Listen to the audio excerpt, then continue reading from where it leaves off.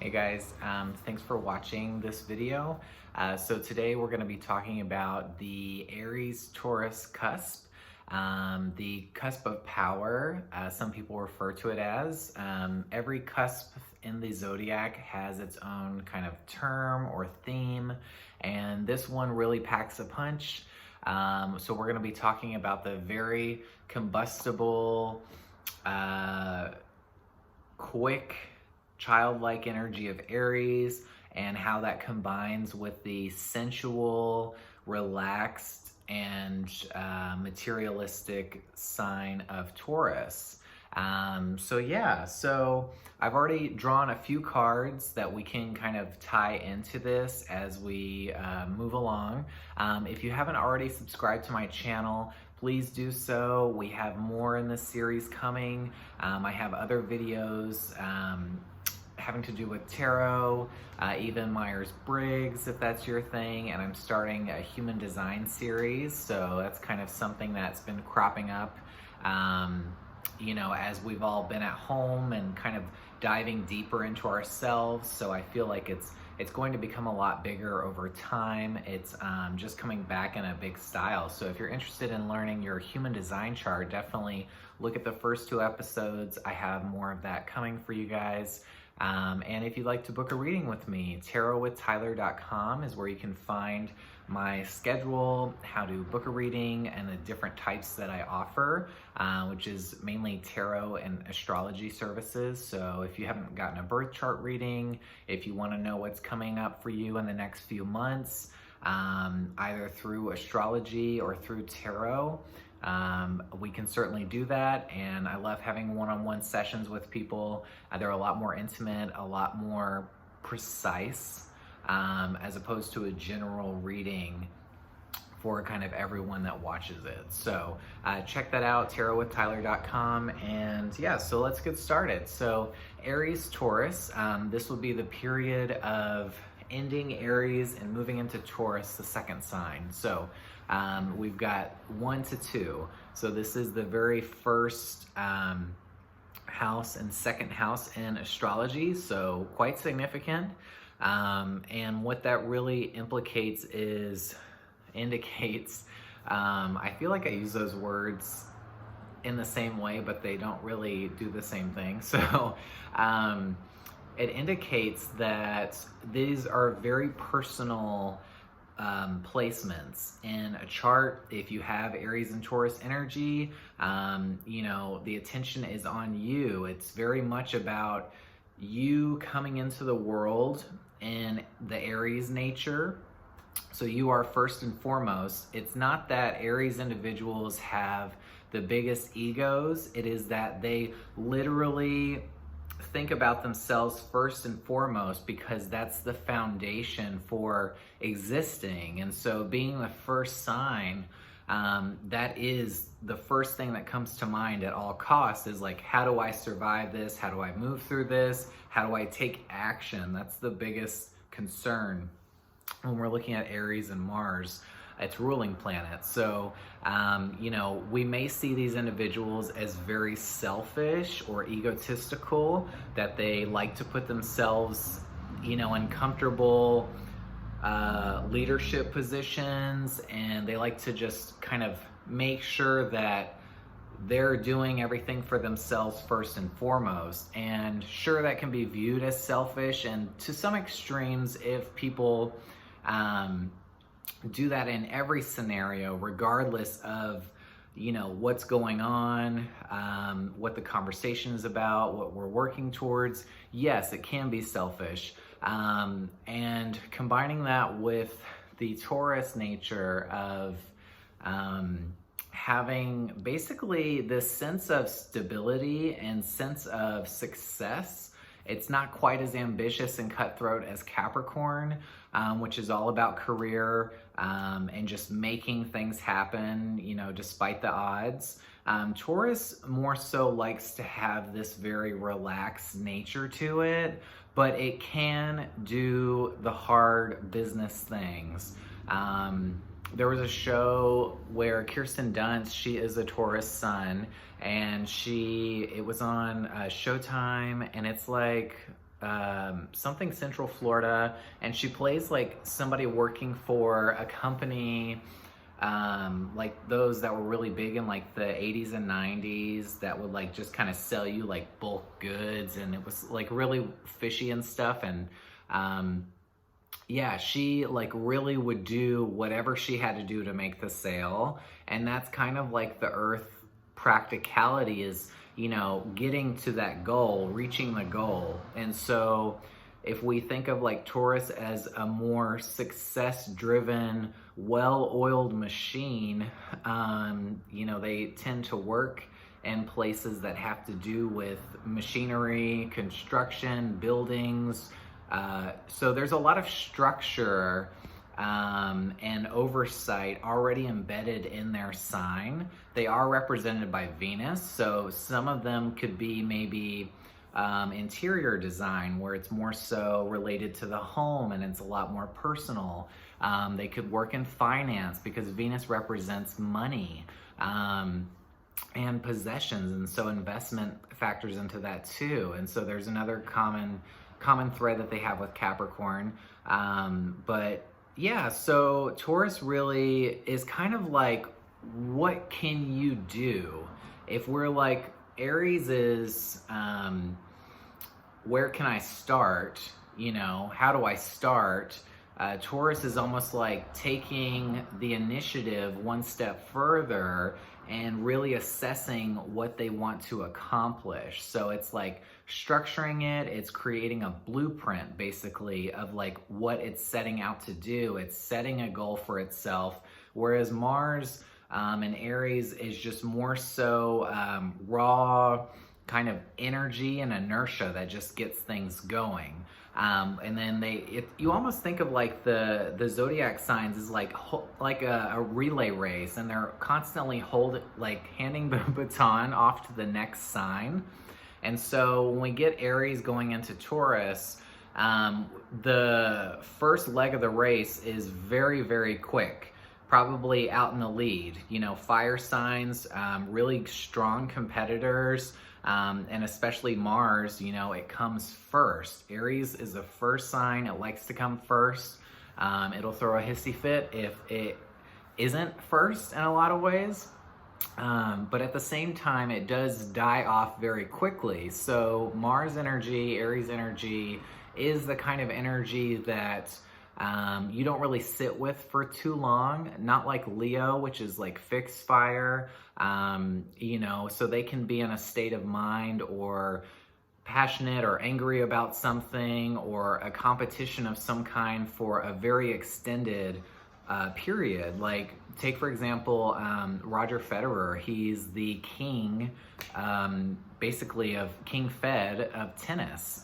He's had a hugely successful career, and he's a Leo.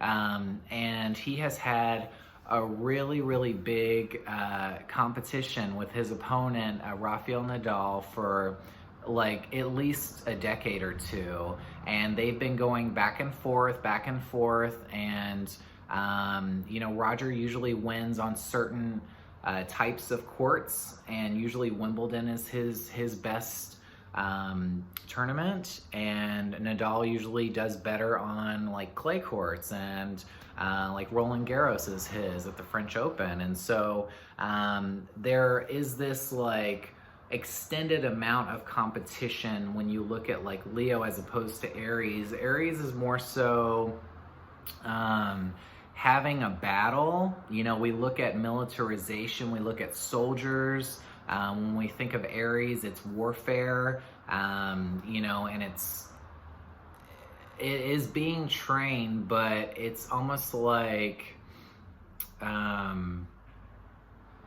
regular Aries energy just has enough fire for like one battle or to get things started, maybe to send the first bullet, you know, and then Leo is more so like the entire war. It's a lot more drawn out. Sagittarius is it ending and like handing off. So anyways, so Aries to Taurus. So we really take this strong sense of willpower with Aries and this I need to be first, I need to get things done, I need to act. And you combine that with a more structured way of thinking, and the earth signs are able to kind of put together a picture a little better than fire. And so the earth signs can see the details. They can see, okay, well, this doesn't belong here. You know, this should look this way. This is more pleasing. This is going to cost more money. It's factoring in that stuff. So they can kind of like bullet point what they need. And that's why architecture is a big thing for Taurus signs, because it's seeing the details, but it's also a very materialistic, you know, it's creating something material in form, it's physical. And so physical means that you can actually interact with it. You know, it's not something in the spirit that resides within, like Aries and fire energy is. Taurus is it exists in the material realm.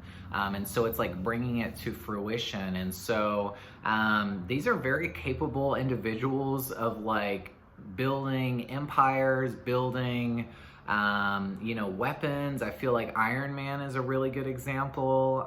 He builds like a lot of like weaponry for militaries in his backstory. And I believe that Robert Downey Jr. has both Taurus and Aries in his chart too. I've had to look it up before. So yeah, and so this, you know, I wouldn't say that they're the smartest, they're the most successful, but they are going to come off very strong and have a lot of willpower. Taurus is more fixed in nature, whereas Aries is a cardinal sign. And so when we look at those modalities, Aries is taking direction. It is initiating things. That's cardinal energy. And when we look at the fixed nature of Taurus, it's a lot more personal. So that fire needs to express itself to push things out, but the Taurus doesn't necessarily need to connect to other people. It's more so, you know, what feels good, what looks good to itself. And so it's like, okay, I'm starting to earn money now that we're moving into Taurus. I'm becoming more responsible. I'm deciding what I do and don't like. I can discern for myself. And I have a greater tenacity to be more responsible, you know, to be a little more adult or a little more mindful of my actions. And Venus, you know, doesn't want to disrupt the party or the flow as much. And so Tauruses are a lot more people pleasers than Aries would be. So it kind of calms down that raw energy of Aries, and it moves it into a more business-minded sense, somebody that can really make their mark on the physical world. And really take that action orientation and yeah, really create something, you know. And Taurus, you can kind of do a lot of different professions with Taurus. One, because it comes so early in the zodiac, and so it's not as specific as I feel like some of the later signs are. But Taurus, you know, builders, musicians, they emphasize the throat and the hearing, the ears. So there's a lot that has to do with the vocal cords. Like Adele's a famous Taurus. I think Barbara Streisand is. That there's more. And so music is also something related to Venus, which is, you know, kind of something that innately is beautiful, is soothing, you know, makes you feel good.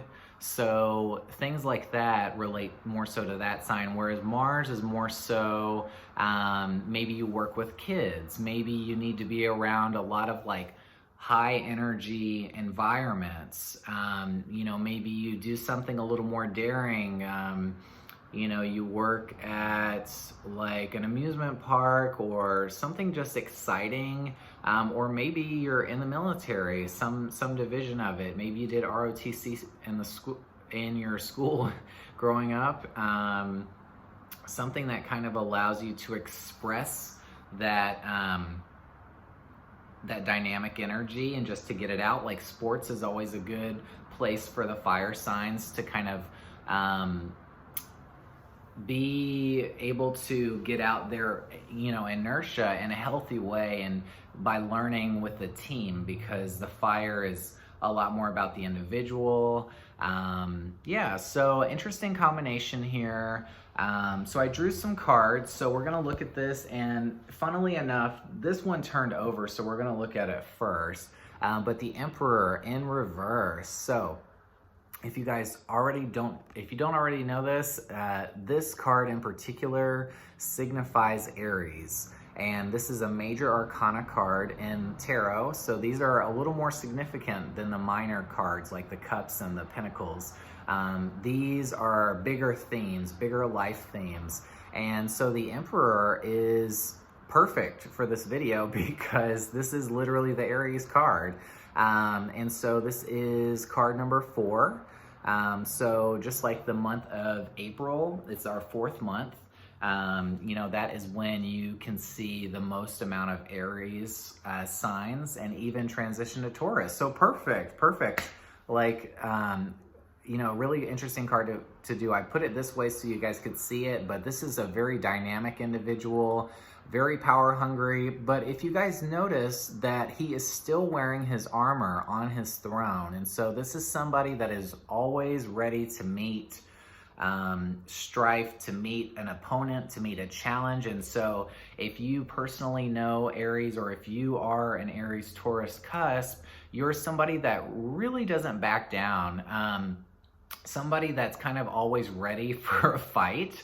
And so not only does that cause you this sense of like not being able to rest, or this unease, like you never feel calm. You know, it also cascades to the people around you. So, you know, it kind of indicates, there I go again, that this is an energy that, you know, doesn't like to be contained. It doesn't like routine structure. If it's always ready to jump at a moment's notice, you know, somebody that is quick on their feet. But yeah, so in reverse, you know, what does this mean? So reverse means that we don't have the wisest person in power, you know. So when the Emperor is reversed, this can indicate that, I got it right that time. So it can indicate that we don't have the most sound reasoning. So somebody in power that maybe pursues their own selfish interests, you know, that thinks about themselves first, just like we were talking about that Aries nature. You know, it comes first for a lot of reasons, and Taurus is like, you know, mine, is trying to claim everything around it. You know, and so it does make for a more selfish individual. If you guys have seen American Horror Story, the season 3, the Coven season with all the witches, by far my favorite. It's so good. And Jessica Lange plays Fiona Good, and she in real life is an Aries-Taurus sun. She's on the cusp. She's officially a Taurus, but you can definitely see it in her character. She puts herself first in everything. She's even in a leadership role in the Coven and can't be counted on to be their leader when they need her. She just kind of comes in and out as she pleases, doesn't hold herself accountable, and, you know, really is just concerned about like looking younger and holding on to her youth, as opposed to even protecting the Coven at times when it's vulnerable.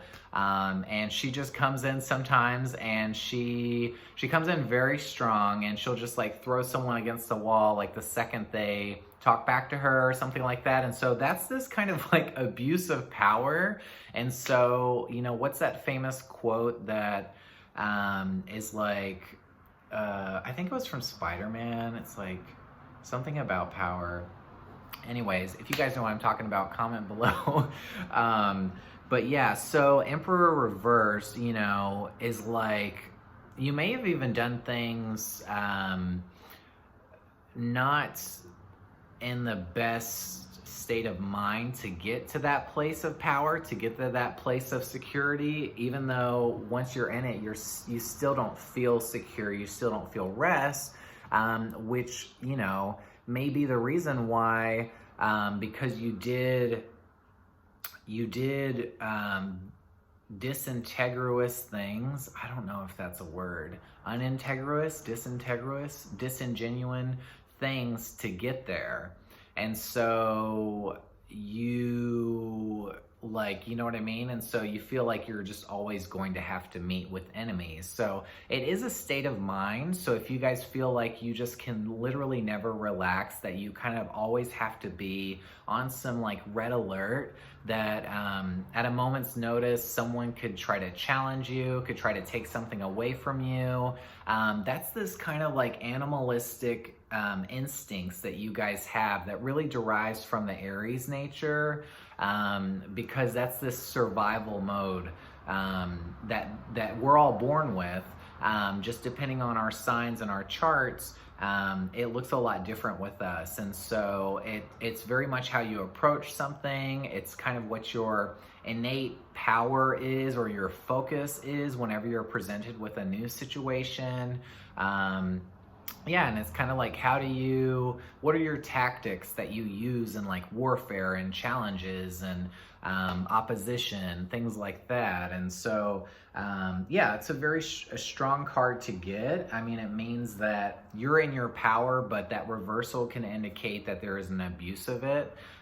So it's really important to be aware of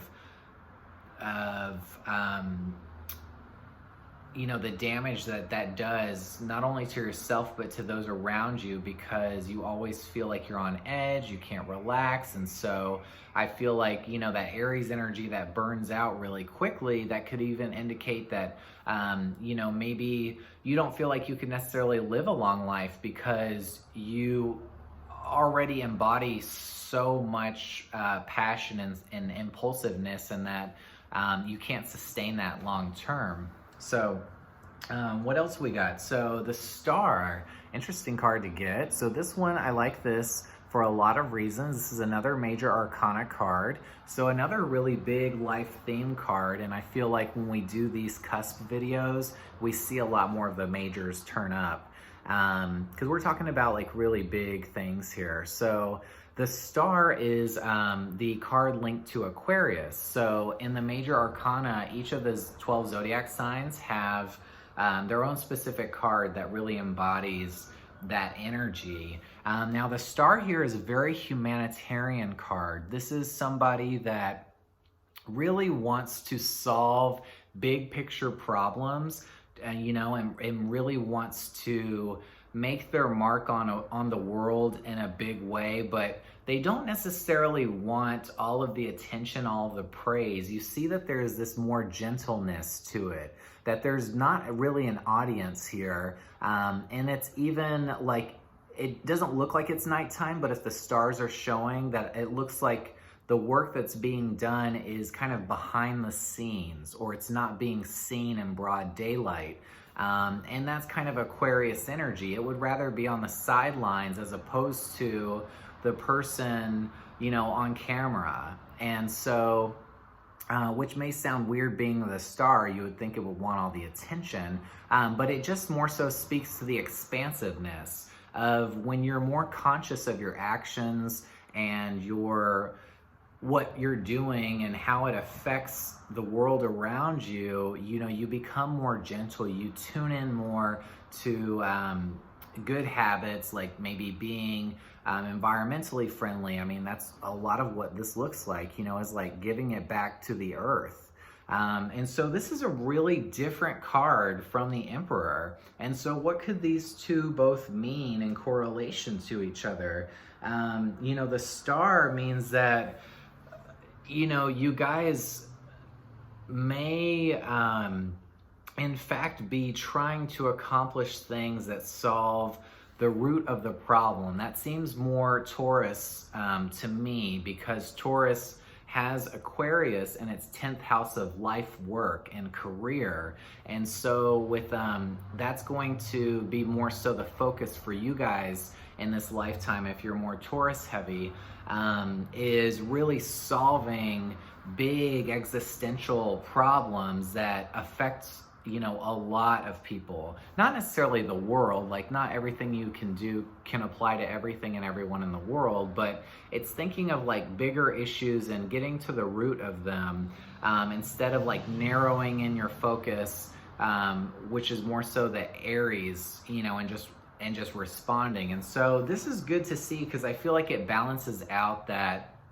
need for power, because it looks like some of the actions that you guys take are, you know, really in line with what the world needs. And so maybe we see a very selfish, controlling person when we look at an Aries-Taurus, but really they're doing this work and they don't really care how people see them, you know?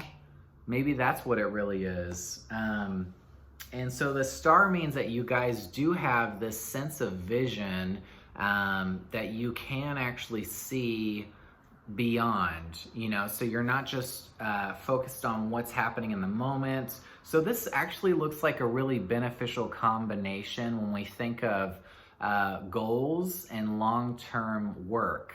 So Aries and Taurus looks like it works together in this, maybe it seems like a power-hungry way, but it's actually projecting itself a lot further on. And so, you know, maybe that's why if you can clearly see what you need to do in a long term, that could make you a lot fiercer, you know, to keep working towards that. And so maybe that's why we have both of these cards at play, because you really like hold on tightly to making that future a reality.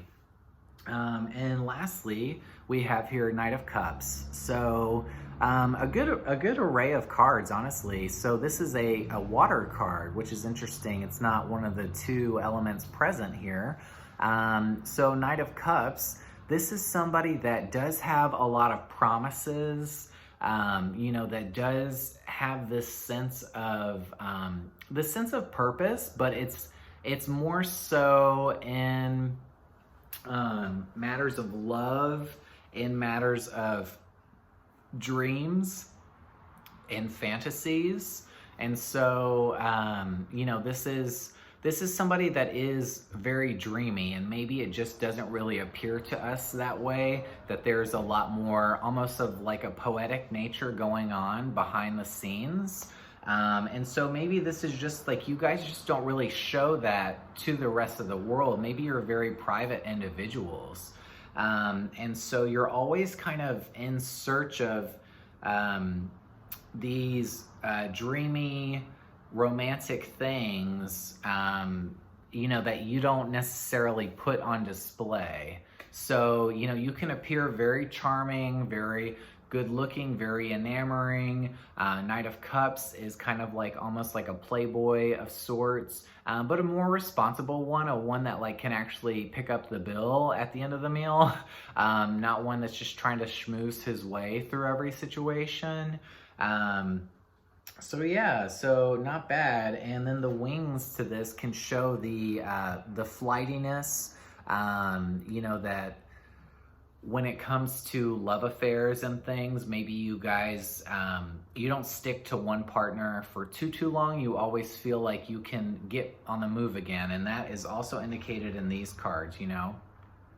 So usually with Taurus, we are very steadfast. We can stay in one reality for a very long time. Once we plant ourselves, it's almost like a rock that you can't move. I feel like Taurus is very heavily related to the mountains.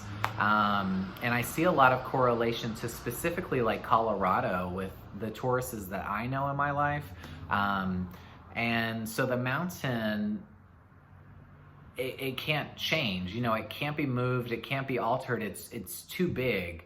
You know, it's too firm, it's too you know, it's almost impossible to climb some of them, and people risk their lives every day to do it. And so that shows you this kind of boldness, and that's where that stubbornness is because it's so depicted like this thing that can just never even be altered. And but this kind of gives you guys some sense of flexibility. Like if you need to get away, you know, if you get in too deep, if you get maybe too romantic, you feel like there is this, I don't know if it's a sense of getting away from yourself or escaping that kind of like bothers you.